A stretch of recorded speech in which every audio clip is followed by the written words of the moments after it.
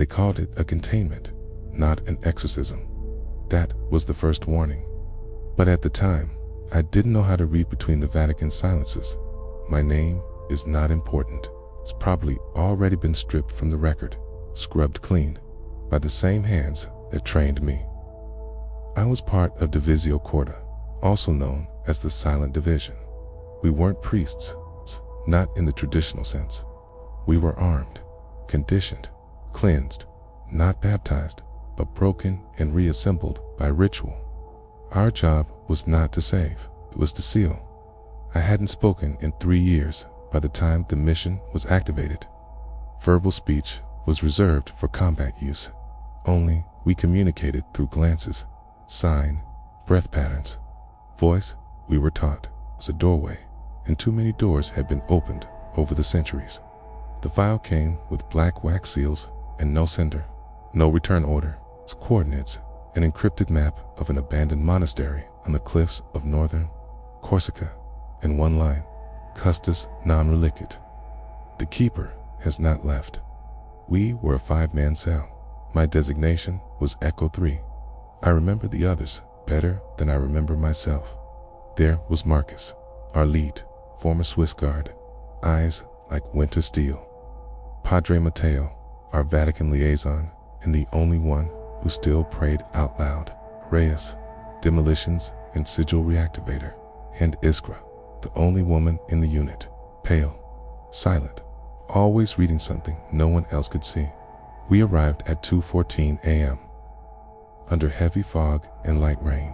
The monastery had no doors left, no windows intact. Just gaping holes in stone and charred wood where holy symbols used to hang. The walls were covered in salt lines, long eroded, with ancient rope netting burned into the plaster containment. Sigils from a time before the church learned to write them in Latin. It smelled like copper and damp dust. No ass.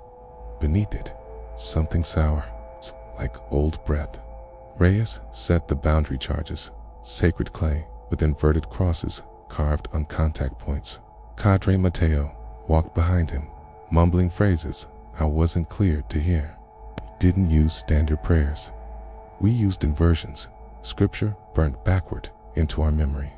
Words not for salvation, but suppression. Iskra stood at the threshold of the altar hall, still and upright. "I see it," she said. First time she'd spoken in weeks. In the center of the main chamber was a chair, wooden, too tall, covered in wrappings of linen that fluttered as if caught in an invisible breeze. Around it, the floor was coated in a black residue, neither ash nor mold, something thicker, more organic, and above it, no roof. The sky had been torn open above this room, not with explosives, but by something far older. There was no glass, no wreckage, just a perfect hole in the stone vault, like a throat open wide in silence. That's when I felt it, the pressure, not on my ears, but inside my chest, like gravity, but inverted. Like something under the earth was pulling up, trying to wear me like a coat. Padre Matteo began the ritual. He unrolled a scroll bound in hair, a relic we were never trained to read. As he chanted, Iskra placed her hand on the back of the tall chair. She flinched, her pupils dilated. She whispered something I couldn't catch. Marcus barked for her to step back, but her hand wouldn't release. Her skin began to boil around the edges. It's not burn bubble, like language was trying to force itself out through her pores. I pulled her back. The chair moved an inch, not from us, from something inside it. Then it spoke. A voice filled the monastery. Not a scream, not words, a reversal, as if time itself had just hiccuped backward. I smelled lilies and smoke. I tasted blood in the air, though my mouth was closed. Marcus ordered weapons live. We didn't use bullets, used relic cores, blessed iron encased in glyph-bearing copper. They weren't meant to kill, just suppress. Our orders were never to destroy the entity, only to hold it in place until perpetual containment. Kuti re-established, but nothing held it. the chair collapsed in on itself. From the shadow where it had been, a shape rose, no form at first, just intention, heavy as thunder. It looked like a rotted cassock hung on air, stitched from nothing but teeth and silence. Where its face should have been, there were scrolls unrolling, its pages blackened with wet ink that dripped upward, and it spoke again, this time in our voices, one by one, first Iskra's, then mine, then Padre Mateo's. Speaking a phrase he'd never said aloud, I kept it beneath the floor, but the prayers stopped working. That was when we realized we weren't here to contain the entity. We were here to replace the keeper. We weren't soldiers anymore, not in that moment. The protocols failed, the formation broke, and no one gave orders. Marcus tried, barked out control commands in Latin, switched to hand signals when his voice cracked, but no one responded. Not really, because none of us could hear each other clearly anymore. The entity didn't just imitate our voices. It bent them, stretched them, spoke in echoes of sentences we'd never said, but had once thought. I heard myself apologize to my mother. I heard Reyes whispering a prayer in Russian. I heard Iskra laugh like a child. Each voice came from a different direction. Each voice came from within. The monastery's shape shifted. I don't mean it moved. I mean it became unstable in our minds. Doors didn't lead where they had. Windows no longer faced the same direction. Reyes claimed he saw his childhood bedroom at the end of the hallway where the crypt should have been. He walked toward it, even as I shouted for him to stop. He didn't hear me, or pretended not to.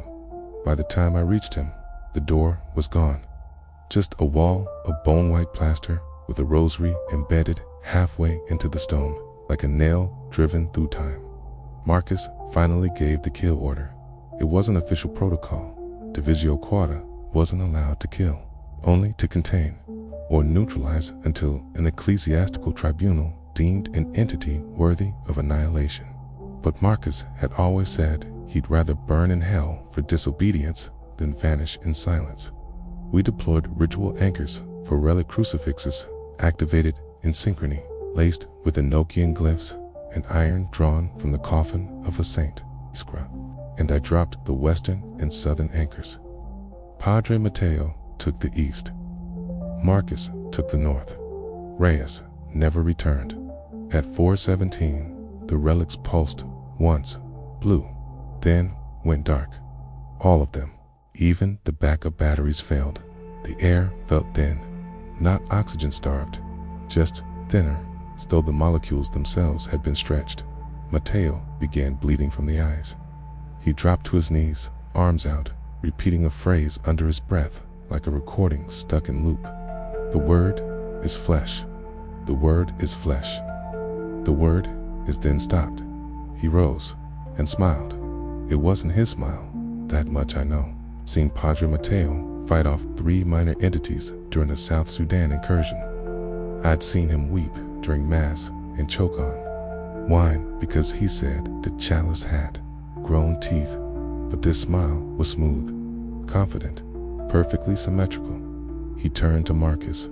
You trained well, soldier, he said, but you were trained for wolves. I am not a wolf.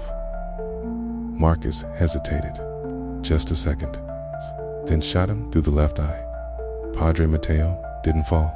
He folded, like paper sucked inward by an invisible vacuum. The body was gone.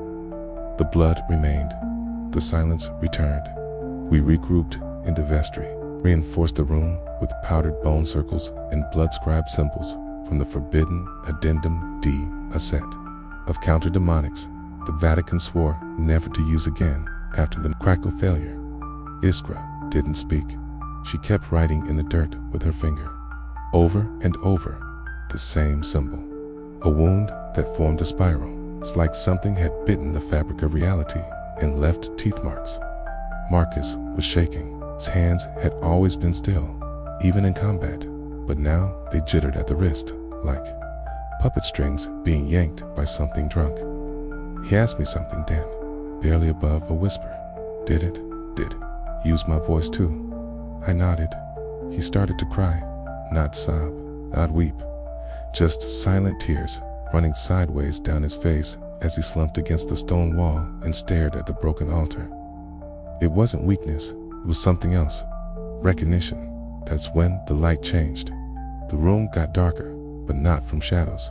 From memory, I know how that sounds. But the color of the walls shifted, not like stone reacting to light, but like a memory bleeding into reality. The room began to look younger. The stone, less weathered. The candle brackets whole again, with no longer charred. We were slipping backwards, not in time, but in history. In meaning, I saw glyphs on the ceiling that hadn't been visible before. Phrases written in a dead dialect of Proto-Latin, only used by early church mystics. I couldn't translate all of it, but I caught one phrase: silence is the father of understanding. The air smelled like incense and blood, and then we heard her voice. Not Iskra, but someone from her past, we assume. It said her full name, not just her call sign, and then began reciting something like a prayer, except the words moved. They didn't stay fixed in her ears. I saw her eyes darting left to right, as if reading lines on invisible pages only she could see. Then her body began to shift. Her shoulders cracked, her head tilted, her hands froze mid-movement. I grabbed her. She didn't resist. She whispered, "It's telling me what we really are." Marcus tried to intervene, but the wall behind her opened. No door, no crack. It opened. She was pulled inside. Gone. We followed, of course. Protocol be damned. We entered a space that shouldn't have been there. No architecture, just sound. We walked into a chamber built entirely of vibration. I don't mean that poetically. The floor pulsed. The walls rippled like water. Our own breathing echoed, wrong, delayed, fractured. Sometimes we'd hear what we said before we said it. At the center of the room was the entity, or at least its projection. It looked like a priest at first, robes, collar, crucifix, but then it turned. Its face was made of pages, loose sheets of vellum, stitched with veins, forming a vaguely human mask that turned itself as it read us. The sound it made wasn't speech, it was interpretation. It was reading us in real time, word by word, thought by thought. Marcus fired. The bullet passed through it, but then reversed midair and buried itself in his thigh. He collapsed, screaming. The entity leaned closer, the pages on its face fluttering faster. "You worship the container," it said, "but you've forgotten the word." I grabbed Marcus and dragged him out. I don't know how we escaped. The next thing I remember, we were back in the vestry. The chamber was gone. Iskra was gone. Reyes, Mateo, all gone. Only two of us remained, and Marcus was dying. He bled out 3 hours later. His last words were, "Don't let them make me a vessel." I didn't. I set fire to the relics, the sigils, the monastery, everything. But I couldn't burn the word, because it was already in me. I didn't return to Rome. Protocol demanded debriefing, extraction, memory screening, reinsertion. But I knew what would happen if I showed my face again. The church would not punish me. It would reclaim me, would silence me in the same way. It silenced hundreds of others who came back with something embedded beneath their skin. Something that pulsed when prayers were spoken. Something that knew when to keep quiet. They would take what I'd seen, what I now was, and use it to feed the next cycle. Another black file, another silent mission. Another operative with no name and no grave. I chose exile. I fled to the highlands of southern Albania, to a collapsed shrine long since forgotten by both the church and the locals. The building still stood, barely, like a cracked ribcage held together by wind and pity. I live in its shadow. I speak rarely. I sleep less. Most days, I write. I burn most of what I write. But some things like this must remain, even if only to warn someone who will never know my name. After Marcus died, the fire spread quickly. Old stone, dried linen, sacred oil left in forgotten vessels. It all burned like paper. I left his body behind. There was no time to bury it, and part of me suspected that what remained wasn't entirely him anymore. His face, in the final hour, had begun to change. Slightly, barely. His features softened, like they were becoming someone else's memory. He looked peaceful, but it wasn't his peace. I walked for 2 days, no rations, no compass. The land around the monastery didn't resemble the map anymore. Hills had shifted, paths disappeared. The forest had crept closer, trees pressing in on angles that felt wrong, too narrow, too sloped, as if the ground no longer obeyed geometry. I followed the only thing I could trust, the silence. It was not a natural silence. It was the same silence that surrounded the entity when it read from its flesh-bound scripture. The same silence that filled the vestry when Padre Matteo's body was erased. It was not absence, it was waiting. An intelligent, quiet, patient, and wide. I realized then that silence was not our tool against them. It was theirs. It was how they spoke before sound, before time, before the first language broke light into syllables. I didn't understand what score I had become until the dreams began. The first dream was simple. I stood in a chapel made entirely of script. The walls were ink. The floor was vellum. The pews were bound volumes. And something moved behind the altar, turning pages, not with hands, but with eyes. Each blink flipped a leaf, and every leaf screamed. The second dream was worse. I was inside a throat, cathedral of wet breath and trembling tongue. My feet stood on a soft red carpet that pulsed like muscle. Voices rose, not from a choir, but from lungs, echoing out in 100 dialects, all of them mine. The phrase they spoke was short, but final. You are the last word. I awoke with blood in my mouth and ink on my fingers. I had written something in my sleep. Dozens of lines, on the wall, on the floor, in the dust. The same phrase again and again. In every language I'd ever studied, and some I hadn't. I recognized ancient forms, Enochian, Proto-Latin, a dialect resembling Ugaritic. The phrase was always the same. I speak, therefore I open. I realized then what the church had truly feared. It wasn't the demons, not in the way we understood them. It wasn't possession or corruption or hellfire. It was language itself. The oldest demons weren't entities. They were ideas so powerful they gained shape, voice, hunger. They lived in verbs, in utterances, in the act of naming. The word was not God. The word preceded God, and the church had been hiding that truth for centuries. Divisio Quarta existed to contain these truths, not to destroy the evil, but to keep it from being understood. 'Cause once something is understood, it can be spoken. And once it can be spoken, it can spread. I had spoken it, not aloud, but internally, enough to let it in. At first, it was small. I would say prayers in my head and feel a slight resistance, like a blocked passage behind the words.